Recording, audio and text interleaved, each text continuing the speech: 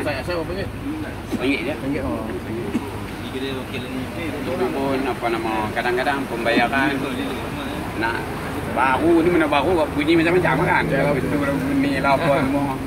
Jadi saya dah lapor lah mana pun. Walaupun dia RM1 je. Ya, kita masuk kau biasa kan.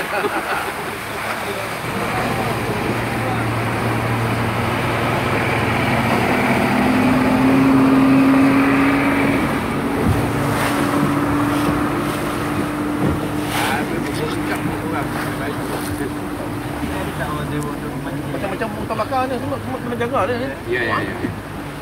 Kebersihan apa semua tu lah kan. Banyak proses lah. Ya. Di masa ayam pasang turut ni, ayam pasang penuh ada pulang sampah. Ayam turut kan, pulang sampah. Tak dijaga juga kita pun. Kalau tidak ni sampah yang penuh. Macam pembersihan sampah tu macam mana?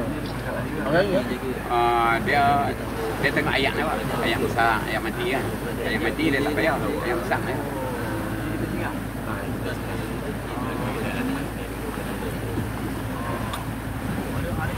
Ya, ni atas ni ulu ke kan?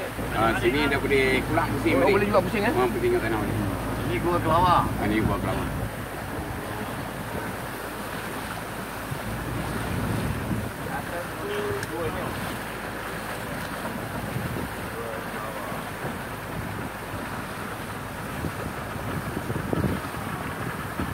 Buat pergi jalan je.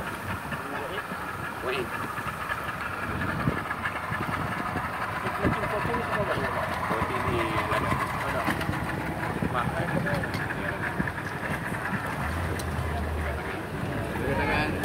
Alam jaga. Balik mati jaga. Stop dulu. Okey.